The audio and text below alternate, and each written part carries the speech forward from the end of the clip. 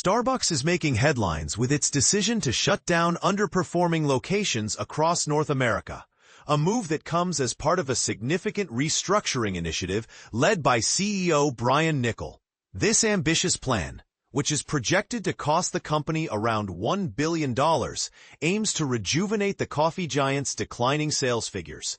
The announcement was made public on Thursday, and it has sparked a wave of reactions from both employees and customers alike. But here's where it gets controversial. The company anticipates a reduction of about 1% in its store count in the United States and Canada by the conclusion of the 2025 fiscal year. This translates to several hundred stores, including the iconic roastery in Seattle that many fans hold dear. Niccol's strategy is focused on restoring the traditional coffeehouse atmosphere that once drew customers in, especially after experiencing 6 consecutive quarters of dwindling sales in the U.S. market. The closures are expected to impact approximately 900 employees, following a previous round of layoffs that affected 1,100 corporate positions earlier this year. However, this restructuring comes at a time when Niccol's compensation package was reported to be a staggering $95.8 million last year, which is an astonishing 6,666 times the average pay of a barista.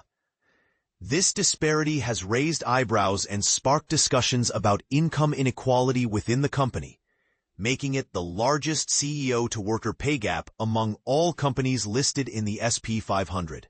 According to the Institute for Policy Studies' 2025 Executive Excess Report, among the locations set to close is Starbucks' flagship Unionized store in Seattle, which features a large cafe and an in-house roastery. This particular store has been at the center of negotiations between Starbucks and the Workers' United Union, which represents over 12,000 baristas. Unfortunately, these discussions have stalled since they began last April. In December, some union members staged a walkout in several U.S. cities, coinciding with the busy holiday season, to protest working conditions and contract negotiations. The Seattle store, located near the company's headquarters, voted to unionize in 2022, and just recently, union members picketed outside the store due to ongoing disputes over contract negotiations. Additionally, a unionized store in Chicago on Ridge Avenue was also confirmed to be closing. Baristas from this location had planned a picket on Thursday morning, unaware that their store would soon be shuttered. Diego Franco, a barista from a nearby store in Des Plaines, emphasized the importance of workers in attracting customers, stating, "We're here to remind the company that it's the workers who actually bring the people into the stores." In response to the closures, a Starbucks spokesperson clarified that the union status of the stores did not influence the decision-making process. However, Starbucks Workers United expressed strong disapproval of the closures, stating, "It has never been more clear why baristas at Starbucks need the backing of a union. The union has committed to negotiating on behalf of the affected workers to facilitate their transfer to other locations." Analysts from TD Cowen estimate that around 500 company-owned stores in North America will be impacted by this restructuring effort. In his first year as CEO, Niccol has concentrated on investing in Starbucks' physical locations to enhance service times and recreate a welcoming coffeehouse environment, while also streamlining management structures. The company has faced a series of quarterly sales declines in the U.S. as consumer preferences shift and competition intensifies.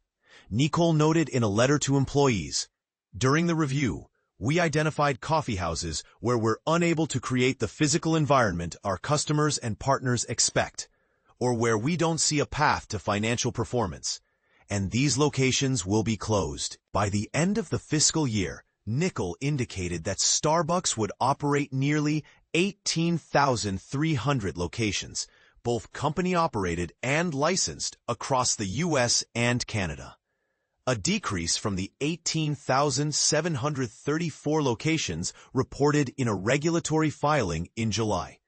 Investors have shown confidence in Niccol's leadership, especially given his successful turnaround of Chipotle Mexican Grill prior to joining Starbucks. TD Cowen analyst Andrew Charles remarked, "Starbucks is taking more aggressive actions within turnaround efforts. The store closures are more than we anticipated, while we believe the layoffs fit within management's previously announced zero-based budgeting framework." On the same day of the announcement, Starbucks confirmed that job cuts would primarily affect its support teams, and the company would also be closing numerous open positions. As of September 29, 2024, Starbucks employed around 10,000 individuals in non-coffeehouse roles in the U.S.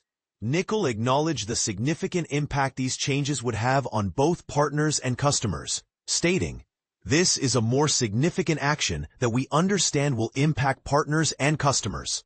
Simultaneously, Starbucks is investing in enhancing staffing levels and integrating technology to streamline order processing at its coffee shops, ultimately aiming to improve the customer experience.